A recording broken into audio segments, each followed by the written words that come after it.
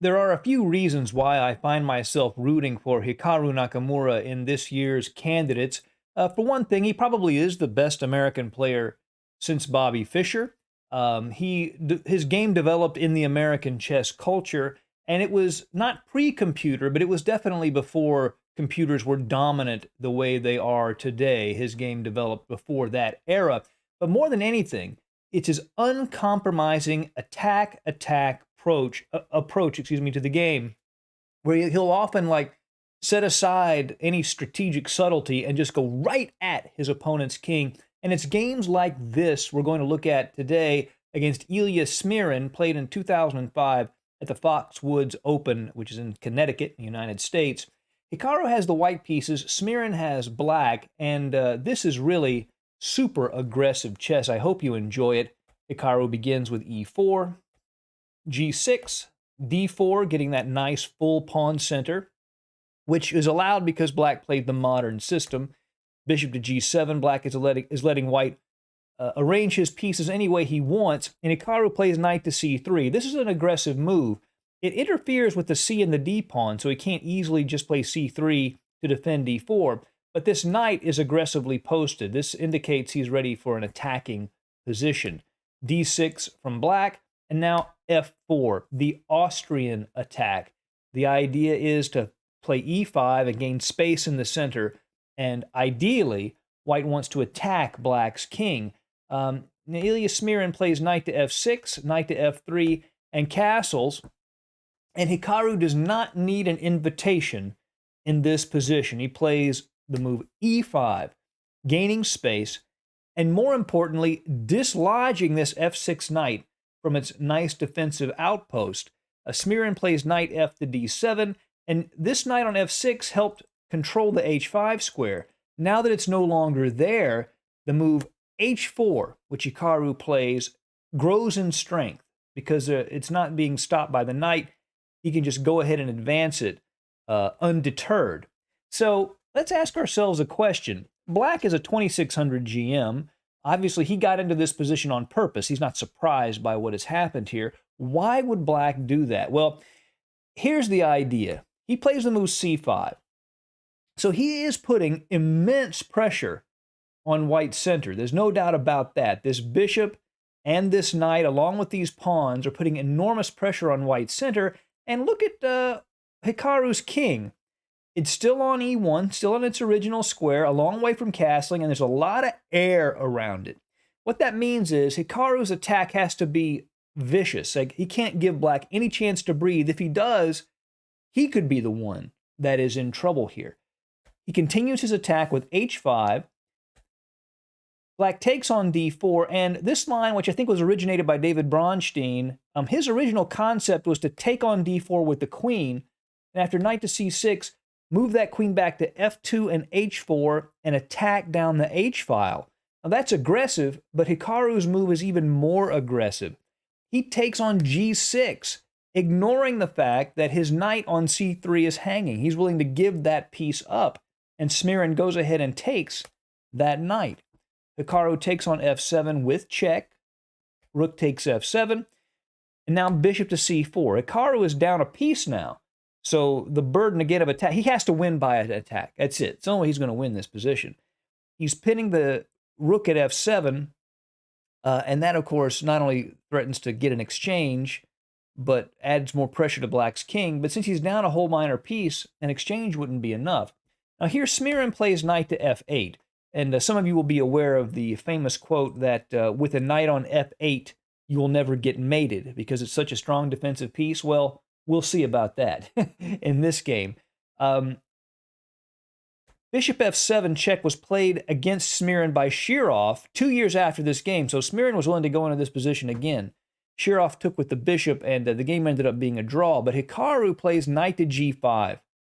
Now the knight and the bishop attack the rook, and also there's some extra pressure on h7. The knight and the rook are aiming at that square. The issue, though, is this allows Smirin to play e6, and the knight and the bishop defend that, and it does seem to block up Hikaru's attack a little bit. But has he seen deeper? He goes ahead and takes on f7, And this position has actually been reached 41 times. Many of them, the games were played after this. And in those 41 games, 40 of them, Black took the knight with his king. But in this game, the one game that went differently, Smirin takes on b2 with the pawn. And I think the main idea here is to clear out this dark square diagonal so he can activate his queen. That is what happens in the game. Hikaru takes the pawn, which he has to do, and then queen to a5 check, hoping to get involved here. And of course, a clunky move like c3 would be a bad move, blocking in his own bishop, and he definitely doesn't want to exchange queens. So Hikaru plays king to f1. He moves his king, and this is again part of the risk that White has taken. He knows his king is a little bit vulnerable, but Black's pieces are in no position to really do anything about it. Now Smirin goes ahead and takes on f7, queen to h5 check. Now he tucks the king back to g8. If he blocks with the knight, Nakamura would have a very powerful idea. Queen to f5 check. The queen can't be taken because of the pin. And if Black plays king to e7, then he just takes on d6 with check. And notice the queens are aligned. And after king takes, Nakamura would actually win the queen. So he would have to play the king back. And after bishop takes e6 check, White is doing very, very well there. So to avoid that, he goes ahead and just plays king to g8. And again, this h7 square is defended twice by the knight and the king, but it's attacked twice too. So bishop to d3 adds a third attacker to that h7 square. Queen to b4, not only attacking the bishop at b2, but also perhaps threatening queen to f4 check and getting his own queen into the defense of Black's position. So Nakamura plays rook to b1, defending that bishop, and it looks like he's hanging the f4 pawn, and Black could take it. The problem is this: after king to e2, the other rook is coming to f1, and this attack is actually decisive. Black would have to play something like bishop to h6, so the queen, but then he just loses the bishop. So in this position, after king to e2, White is completely winning. So Smirin plays bishop to d7.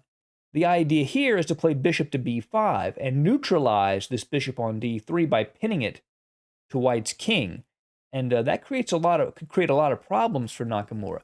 But his next move is maybe the best move in the game because it does three things very effectively. And the move is c4. Now, it keeps Black's queen from activating itself on the king side, blocks it from moving over. It allows the bishop at d3 to defend the rook at b1, and also it controls this b5 square, so this bishop can't get at it. A very, very powerful move from Nakamura. Queen to d2 from Smirin, of course threatening queen takes d3 with check, but that just compels Nakamura to do what he already wanted to do. Bishop takes h7 check, since that pawn is attacked 3 times. Knight takes h7, queen takes h7 check, and king to f8. So the question is, how is Nakamura going to get at this king? Particularly with his own king has a lot of air, and this rook is going to have a hard time getting activated. Well, his next move, believe it or not, is decisive. Rook to h4. The threat of rook to g4 decides the game. This bishop on g7 has nowhere to go. And the threat of that rook coming over basically ends the game. One of the problems Black has is he would love to check on d3. The problem is White's queen controls that d3 square, and he cannot do it. And in this position, Smirin actually resigned. But let's look at a sample line. If knight to c6 to get developed, rook to g4, just threatening to take on g7.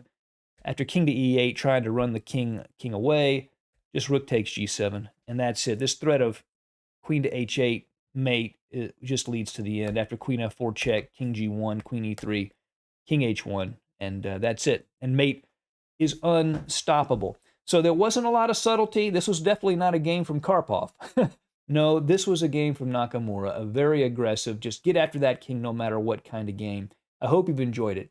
See you again soon at Chess Dog. Goodbye.